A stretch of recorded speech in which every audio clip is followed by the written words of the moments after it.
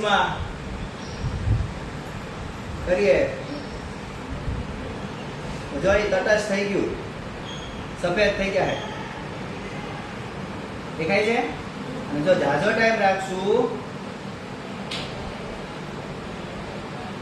તો એ કલર બદલાઈ જશે. બદલાણો કેવો થઈ ગયો? જાંબલી અથવા વાદળી, બ્લુ કલર.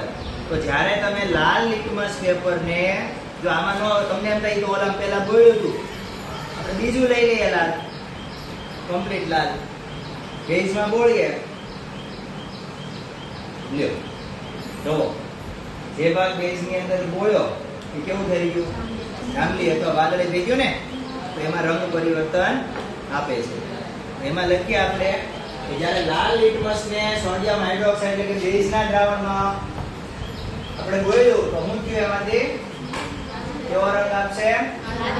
વાદળી રંગ બની જાય. કોનો? લાલનું ભૂરું. ભૂરું કહી કે કોને તમે વાદળી નો કેવો હોય તો હું કહી શકશો? ભૂરો રંગ આપશે. ભૂરો રંગ આપશે. ચાલો હવે ભૂરાની કસોટી કરીએ બે યારે. તો હું તા છે તો આ ભૂરું છે પહેલેથી જ તે, અને આપણું એસિડ એમાં બોળીએ. થઈ ગયું લાલ. તો ભૂરાને કેવું બનાવે? લાલ. કોણ? એસિડ. ભૂરાને લાલ રંગ બને.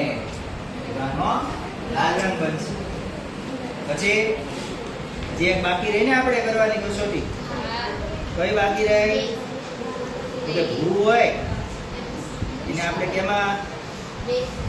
બેઝમાં કસોટી કરવાની. તો ભૂરાને બેઝમાં કસોટી કરીએ